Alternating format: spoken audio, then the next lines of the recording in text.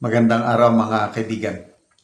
Bigyan natin ngayon ng opinion, reaction itong post ng GMA Public Affairs tungkol sa kaguluhan nangyayari ngayon sa bansang Nepal, Indonesia.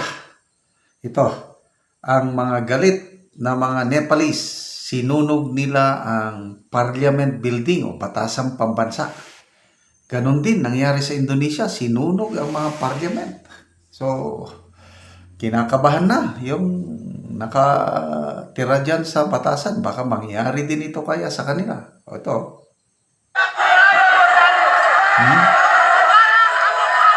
No?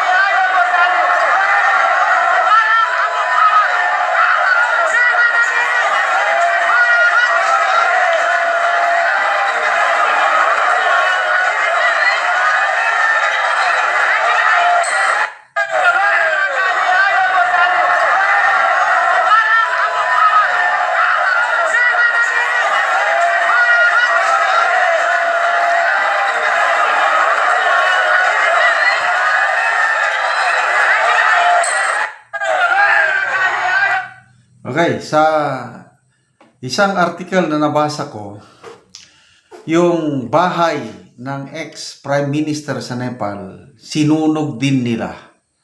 At kasama doon sa nasunog, burned alive, yung wife ng former prime minister. Yung prime minister ngayon, plus other cabinet officials, nag-resign na. So I don't know anong nangyari. Ang military nag-announce ng curfew. Nakikiusap ang military for calmness.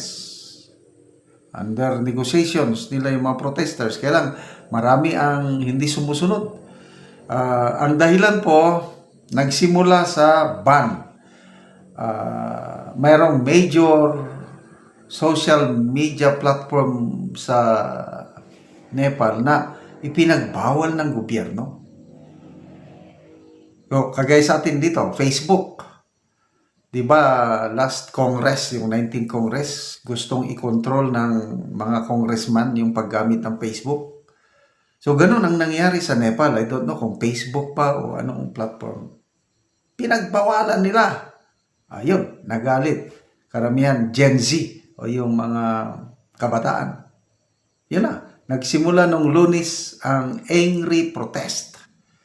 Pangatlong araw na ngayon at yung itong nakita natin is sinunog nila ang Parliament Building o batasan pambansa. So, I can just imagine kung mangyari yan sa Pilipinas, ano?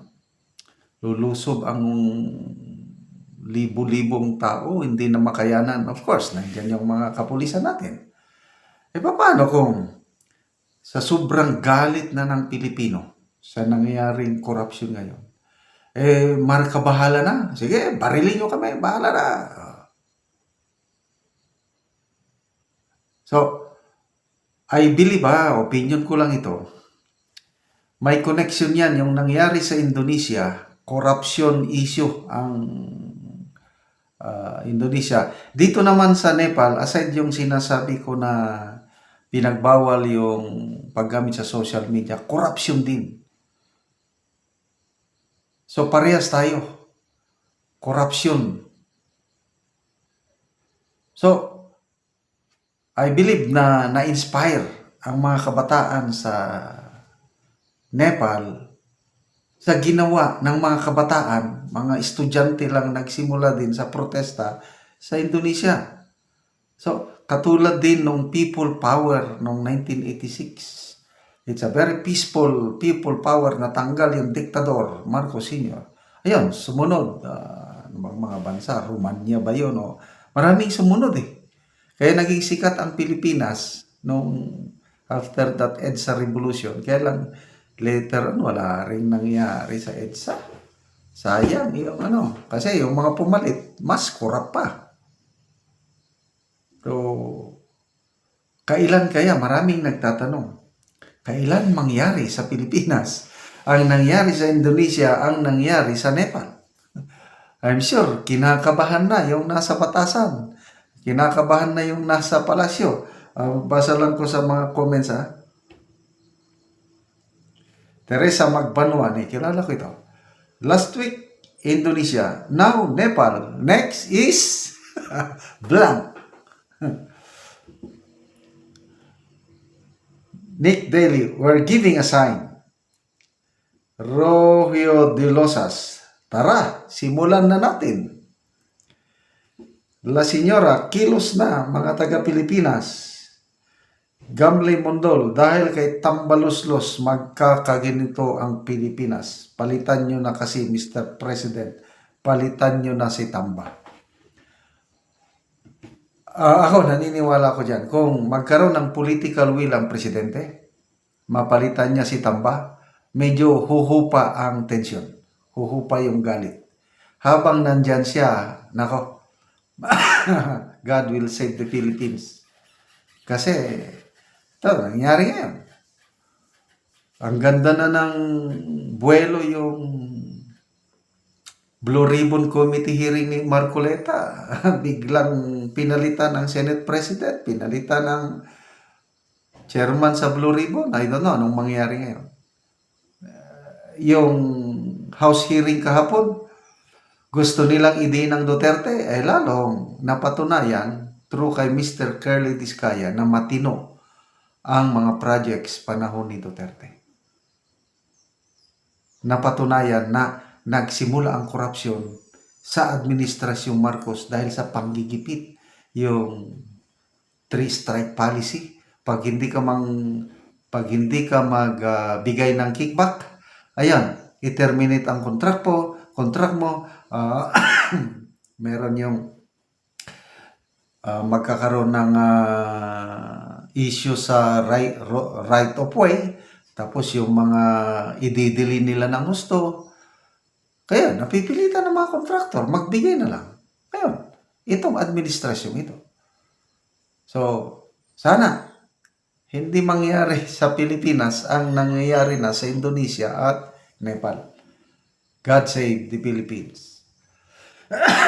Salamat mga kaibigan sa inyong pagsubaybay sa ating channel.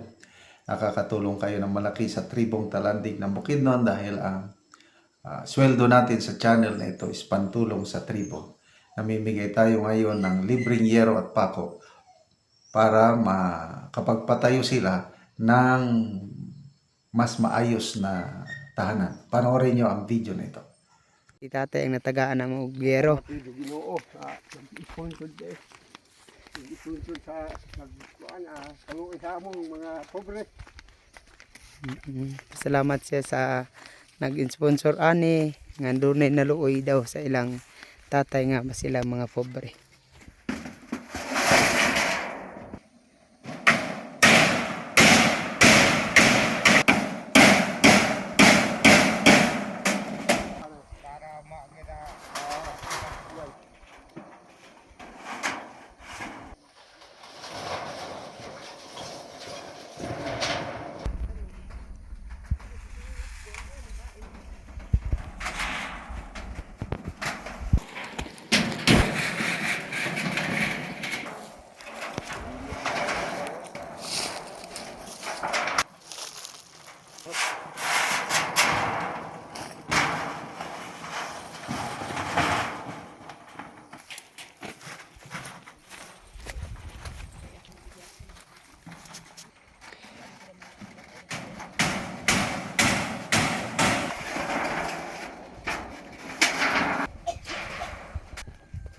Managid ang balay ni tatay, nindot na gid siya nga tan-awon.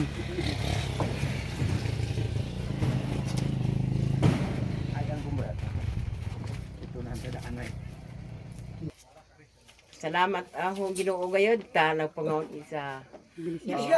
Pasalamat ko sa Ginoo kay nahuman na gayud ang among Balayn ato pa na og labaw pa sa akong pagpasalamat usab kanang nagtabang sa tanan, dinhi sa amo, dapit sa aper kalapat, tabangan pag-atop. Oo. Dako gid namo nga pasalamat. Salamat ka, ante. Salamat kayo, sir. Oo. Yan mong kun.